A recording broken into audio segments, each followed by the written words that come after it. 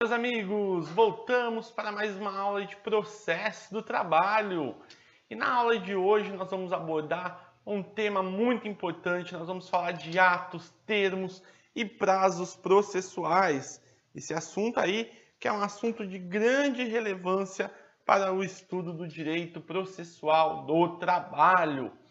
E para a gente iniciar o nosso estudo de uma forma sistematizada, de uma forma organizada, nós vamos dividir, evidentemente, em blocos de atos, de termos e de prazos processuais, para que você possa entender cada um na sua essência, na sua singularidade e, evidentemente, depois tudo isso vai contribuir para uma melhor compreensão do processo do trabalho no nosso meio.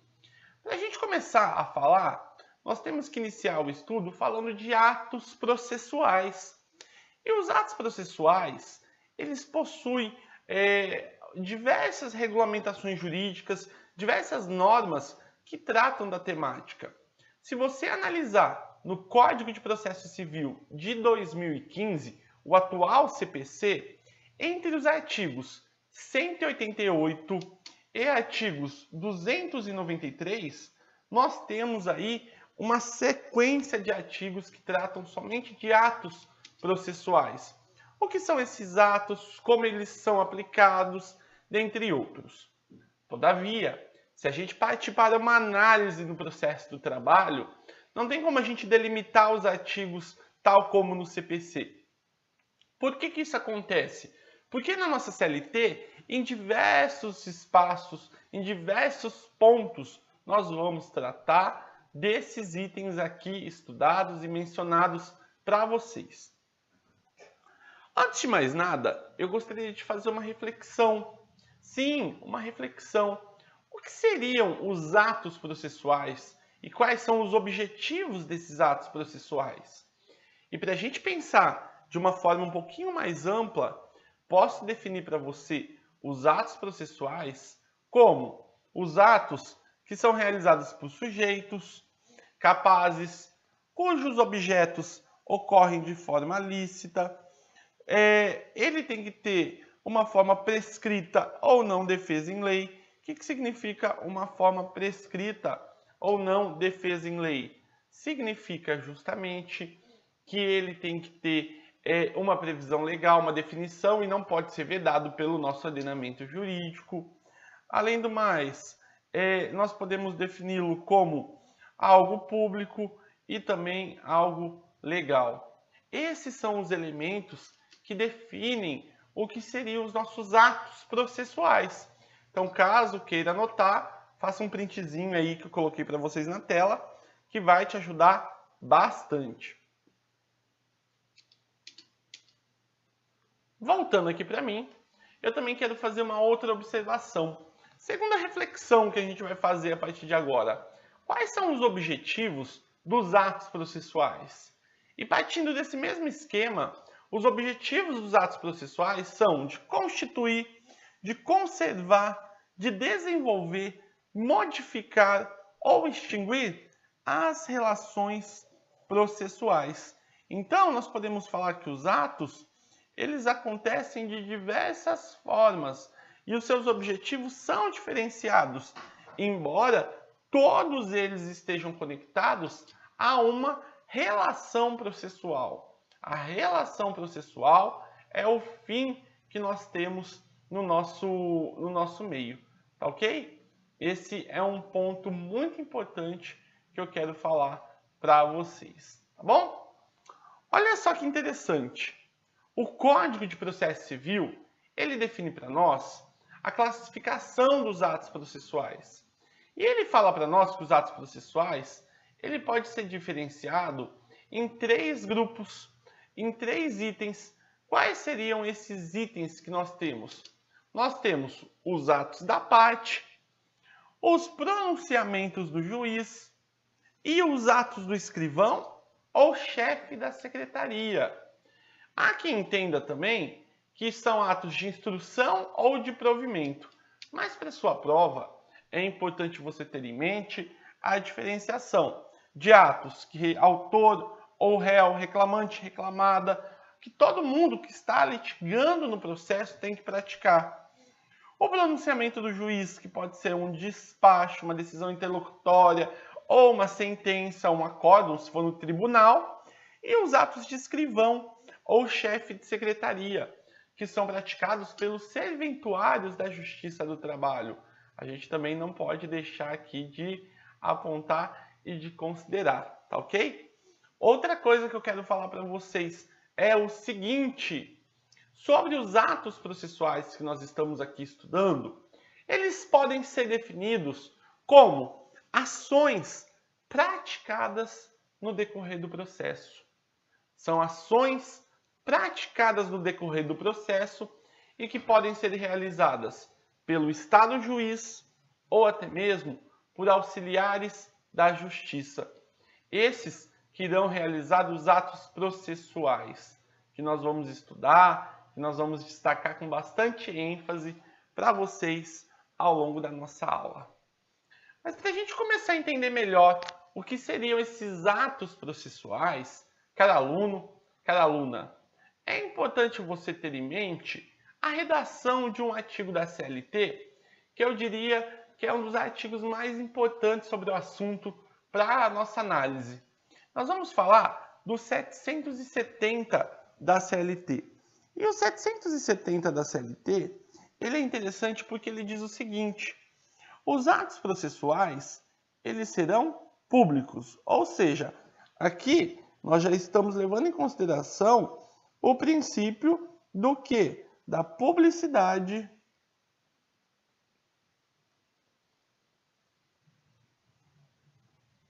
dos atos processuais. Agora, evidentemente, salvo quando o contrário determinar o interesse social, né? No caso de segredo de justiça. Agora, pessoal, preste muita atenção nesse item que eu vou grifar para vocês. Nesse item aqui, ó, eles serão realizados em dias úteis, das 6 às 20 horas. Marque isso no teu caderno, faça um destaque nas tuas anotações, porque isso vai cair na sua prova, com certeza. E se for cair na sua prova, você tem que estar preparado para isso. Por que eu falo isso para você, meu aluno, minha aluna? Simples assim, porque quando a gente fala de atos processuais, eles têm dia para acontecer e eles têm hora para acontecer. E na sua prova do seu concurso ou da sua OAB, sabe o que é o problema que vai acontecer aqui? A banca vai confundir você acerca desses horários. Ela vai falar que os horários poderão ser praticados entre 8 às 18 horas. Só que se ela perguntar se os atos podem ser praticados das 8 às 18 horas, eu quero deixar muito claro para você que está errado. Por que está errado nesse ponto? Simples assim, porque das 8 às 18 horas é o horário de realização das audiências em dias úteis e não da prática dos atos processuais, que é das 6 da manhã às 20 da noite, tá bom? Lembrando que essa regra ela não se aplica na penhora. Na penhora nós temos uma exceção. A penhora ela pode ser realizada em domingos ou dias de feriado mediante autorização expressa do juiz ou presidente. Então, esses atos processuais que nós estamos aqui falando, eles poderão acontecer de forma diferenciada, desde que seja, evidentemente, autorizado pelo magistrado, tá ok? Além disso, eu quero também que você tenha ciência de um outro artigo bastante interessante, o 771. Ele fala para nós que os atos e termos processuais poderão ser escritos a tinta, datilografados ou com carimbo. Mas, gente, isso daí nós temos que levar em consideração que a nossa CLT é antiga. Hoje os atos processuais eles estão modernizados. Embora, caso aconteça uma falha no sistema, a justiça ela tem uma previsão legal de se valer das regras físicas, do processo físico. Aliás, quando nós falarmos processo físico, tenha sempre em mente essa diferença de que processo físico diz respeito justamente à ideia que nós temos do processo no papel, enquanto o processo eletrônico é o processo virtualizado, evidentemente. Então, fique atento, mas é um artigo que está na CLT vigente. Logo, nós temos que observar. Além dele, o 772 diz que os atos e termos processuais que devam ser assinados pelas partes interessadas, quando estas, por motivo justificado, não possam fazê-lo, serão firmados a rogo na presença de duas testemunhas, sempre que não houver procurador legalmente constituído. É nas hipóteses onde um analfabeto, por exemplo, ele queria se valer da justiça do trabalho. Então, tinha que ter testemunhas para que o ato pudesse ser considerado como praticado de maneira eficaz. Senão, poderia gerar uma nulidade em razão dessa situação. Ok? Outra coisa. Terá preferência em todas as fases processuais o dissídio cuja decisão tiver que ser executada perante o juízo de falência. Olha só, esse dispositivo nós estamos falando do processo quando ele estiver correndo no juízo de falência, da ação quando você estiver entrando contra uma massa falida. Então tem que seguir essa ordem de prioridade também prevista aí na nossa CLT, no artigo 768. Ela fala que o processo, uma vez que constituiu o título executivo na Justiça do Trabalho, aí evidentemente a execução vai correr na falência, no juízo de falência, no juízo falimentar, que nós estamos aí acostumados a falar, ok? Outro item que eu gostaria de falar com vocês é sobre o 780 da CLT, que ele fala para nós que os documentos junto aos autos poderão ser desentranhados somente depois de fim do processo, ficando translados. É grego, professor, que você está falando? Olha só, desentranhados é o seguinte, vamos imaginar que você juntou um documento no processo físico, uma escritura, uma certidão, qualquer coisa do gênero. Só que esse processo, quando ele termina, ele vai ser arquivado, vai ser guardado, vai ficar lá para o rato comer. Entretanto, o que a lei diz o seguinte é assim, se você precisa desse documento, você pode pedir para o juiz retirar ele do processo. Como que o juiz vai retirar ele do processo? Desentranhando. Quando? Depois do processo terminar. Então, desentranhar é o mesmo que retirar. Deu para entender? É muito simples. É muito simples. Põe uma linha no teu caderno, dê destaque, que a partir de agora nós vamos falar de um assunto extremamente relevante e que cai bastante em provas, que são as comunicações dos atos processuais. Nós vamos falar desse elemento, comunicação dos atos processuais a partir de agora. E eu quero que você fique bastante ligado e bastante atento sobre esse assunto. Olha só, o que seria comunicação dos atos processuais? Os atos processuais são aqueles que são praticados no âmbito do Poder Judiciário, conforme nós já falamos. Só que a comunicação dos atos processuais, nós podemos considerar como é um instrumento de dar ciência, dar conhecimento a alguém sobre um ato que foi realizado dentro do processo. Então, se você quiser anotar um conceitinho no seu caderno, eu colocaria justamente esse. Comunicação dos atos processuais é dar conhecimento a alguém de algo que foi realizado dentro do processo. E quando nós falamos dessa comunicação dos atos processuais, ela pode acontecer entre juízos ou entre o juízo e as partes. Entre juízo ou juízos, né, no plural, ou entre juiz ou juízo e as partes envolvidas na relação. No caso da comunicação que vem acontecer entre juízos, nós podemos classificá-las em 4 tipos de comunicação: a carta de ordem, a carta precatória, a carta rogatória e a carta arbitral. Aí a pergunta que eu faço para vocês: o que seria cada uma delas? E nós vamos estudar, evidentemente, vou explicar para vocês.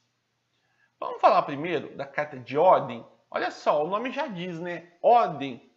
E nós podemos considerar que na carta de ordem, o tribunal ele se dirige a um órgão ou a um jurisdicionado a ele subordinado hierarquicamente. Então é como se o superior, o tribunal acima, estivesse falando com o tribunal ou com o juízo abaixo. Então a carta de ordem é isso, que é o de cima dando a ordem, dando a sua fala para os de baixo.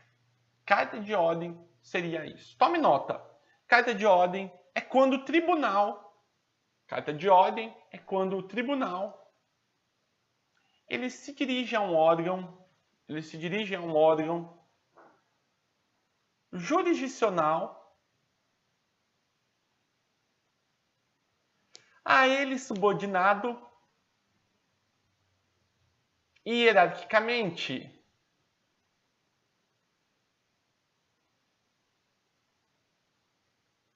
Anotou? Ok, então. O segundo item que eu vou falar para vocês é da carta precatória. A carta precatória é a mais famosa de todas, porque nada mais é que a comunicação de um juízo brasileiro para outro juízo brasileiro. Aqui não há que se falar em hierarquia, então é sempre que um juiz precisa se comunicar com outro juiz, com outro juízo. Então, eu estou na cidade de São Paulo, mas eu preciso praticar um ato processual lá no Rio de Janeiro. Eu, juiz, não vou sair de São Paulo para ir no Rio praticar esse ato processual. Então, o que eu faço? Eu mando essa carta precatória para que o juiz de lá venha praticar esse ato. Carta precatória, tome nota. Carta precatória é a comunicação entre juízes brasileiros.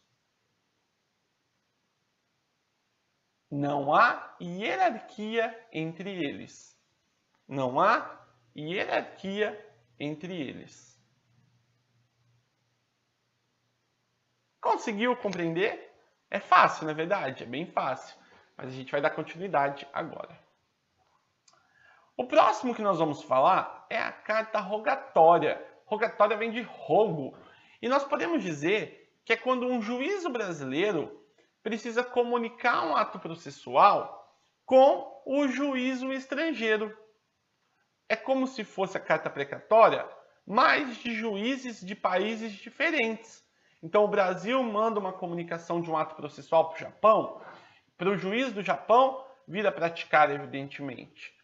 Óbvio que essa comunicação só é possível diante da existência de tratados de natureza internacional que prevê a possibilidade de um país cooperar com o outro.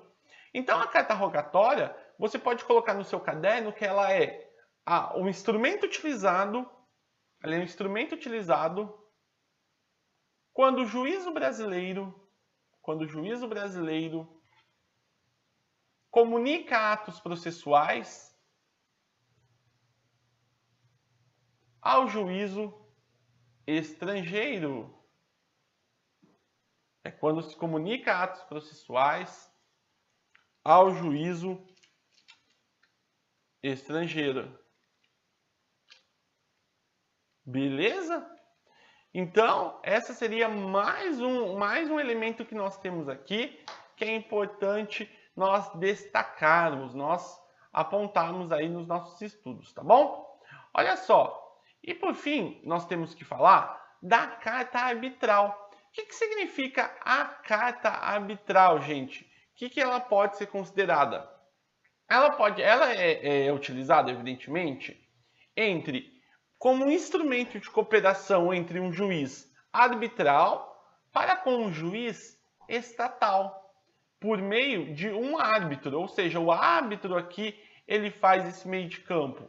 Então nós podemos falar que é a comunicação entre o poder judiciário e o poder arbitral. Seria essa a nossa carta arbitral que nós falamos, que nós destacamos até então. Beleza? Deu para entender essa primeira parte? Pois bem, a partir de agora nós vamos avançar.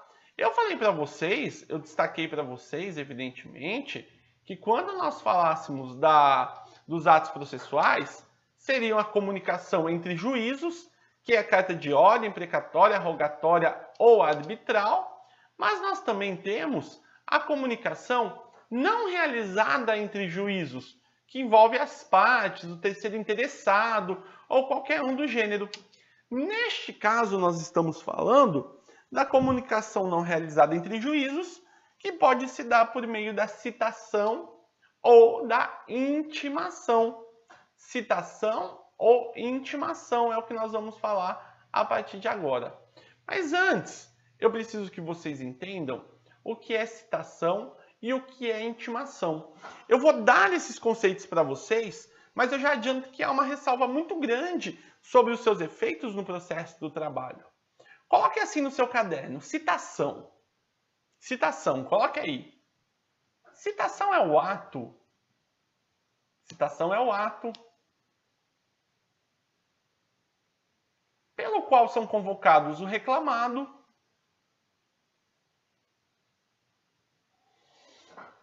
o executado ou o interessado para integrar a relação processual. Então, a citação é quando você toma ciência em via de regra. Você está sabendo que tem uma relação processual, opa, vem para cá. Esse é o primeiro conceito de citação. Agora, a intimação ela é diferente, porque a intimação ela pode ser considerada como a oportunidade que o Poder Judiciário dá de chamar a pessoa de falar, ó, tem coisa nova no processo. Vem aqui saber o que tem de novo, vem aqui para eu te falar. Então, intimação, coloque aí que é o ato pelo qual se dá ciência, a alguém dos atos e dos termos processuais. Isso é a intimação. Então, o juiz deu sentença? Vamos intimar para ele saber da sentença. O juiz despachou? O juiz tem que intimar a parte para saber o que ela vai ter que fazer. E assim sucessivamente, tá bom? Mas preste atenção na tela. No direito processual do trabalho, as expressões citação e intimação, elas são empregadas como forma de exceção, pessoal. Porque a terminologia que nós utilizamos aqui para chamar alguém para integrar o polo do nosso processo é justamente a notificação. A notificação aqui, ela exerce o papel que nós podemos falar de citação, ok? Olha só. A citação no processo do trabalho, ela está regulamentada entre os artigos 852-B, inciso 2º, e artigo 880 da CLT, caso você esteja anotando a fundamentação jurídica. Nós podemos falar ainda que quando nós estamos tratando de citação, nós temos algumas formas pelo qual a citação ela pode acontecer. Sobre as formas que a citação pode acontecer, ela pode se dar de maneira postal, por edital de justiça ou por meio eletrônico.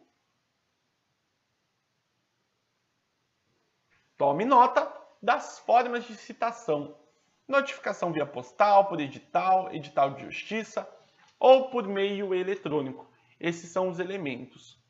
Olha só, o artigo 852-B, inciso 2º da nossa CLT, ele trata para nós da situação onde a citação ela vai acontecer de forma por edital. Aliás, quando não vai acontecer por edital, né? Então não terá citação por edital, incumbindo o autor a correta indicação do nome e endereço do reclamado. O que significa para nós aqui? A lei está falando que a parte, ao demandar, ela já tem que indicar de cara para onde que essa ação ela está querendo que ela corra ou qualquer coisa do gênero, tá ok? Próximo item é a citação no processo do trabalho, nos termos do artigo 880, diz assim: requerida a execução, ou seja, na fase de execução do nosso processo, o juiz ou presidente do tribunal mandará expedir mandato de citação do executado a fim de que cumpra a decisão ou acordo no prazo, pelo modo e sobre as cominações estabelecidas, ou quando se tratar de pagamento em dinheiro, inclusive de contribuições sociais devidas à União, para que faça no prazo de 48 horas ou garanta execução sob pena de penhora. Olha só, A citação no processo do trabalho, ela está muito ligada à ideia de execução. Então, quando a gente estudar a execução de processo, você vai ter a oportunidade de ver que ambos andam juntos, ambos estão correlacionados. Então, fique atento, tá?